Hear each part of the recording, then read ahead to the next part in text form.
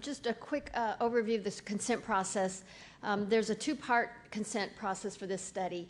As Dr. Papa explained, there's a screening. They will have to sign that consent to allow for the submission of the tissue and the registration of the patient. And as mentioned previously, it's possible that you may have to do a new fresh tumor biopsy if you don't have sufficient tissue. Then there is a second consent process after you get your substudy assignment. There will be a separate consent for each one of those substudies. There will be multiple consents that have to be approved, prior to the start. And then once they sign that consent, then you can register them, and then they'll be randomized to their targeted treatment. Now, because of the importance and the complexity of this study, there will be additional quality assurance than is usual for our regular studies. The number one thing is there'll be the mandatory training of key site personnel prior to the first patient registration. This training tonight fulfills that requirement, but there will be additional web-based training going forward. There may be additional training required as the study progresses, as we learn new things, as possible new sub-studies open up. We will may have to have additional training that's required.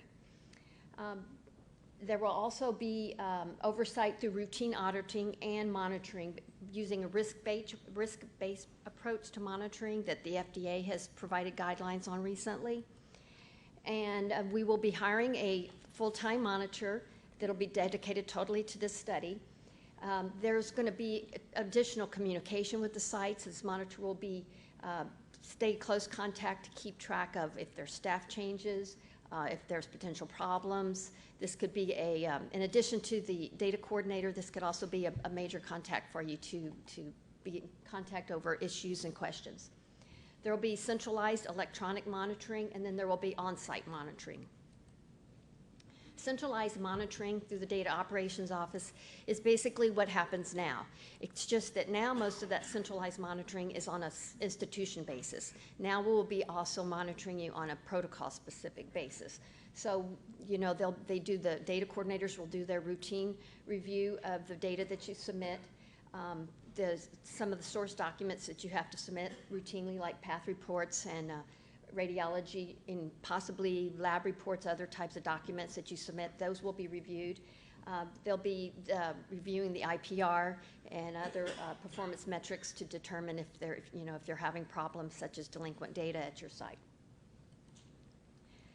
Then there can be centralized monitoring done through the operations office. Some of the things that we can look at is monitoring of timeliness of your SAE reporting, also timeliness of data submission. We can verify specimen submission through the specimen tracking system. There will be additional review of drug accountability off-site in addition to what happens while we're on-site. And then there will be on-site monitoring. If you're doing industry studies, you may be having monitors come every 4 or 6 weeks. This won't be quite that frequent. We will have your first visit within 3 months of your first patient registration. Then the plan is to monitor you twice a year. Now, there could be additional monitoring visits scheduled. Say you're a high accruer. If you're a very high accruer, we may want to come more frequently. If the centralized monitoring that we're doing identifies problems, we may come on site more frequently. If you have complete staff turnover, and we're concerned that the new people haven't been trained properly, these are all things that might trigger an extra monitoring visit. Oops, I think I just went back too far. Monitoring visits could be combined with your routine audits. If we're already coming to your site, then we might as well, combine the two trips. We will do a monitoring report in the CTMB AIS, just like we do with your routine audit reports, and you'll get that report and have to respond with corrective action plans. We will also do a timely review of all monitoring reports to identify across the board if there are additional areas that we need to provide training for, if there's disciplinary action needed. And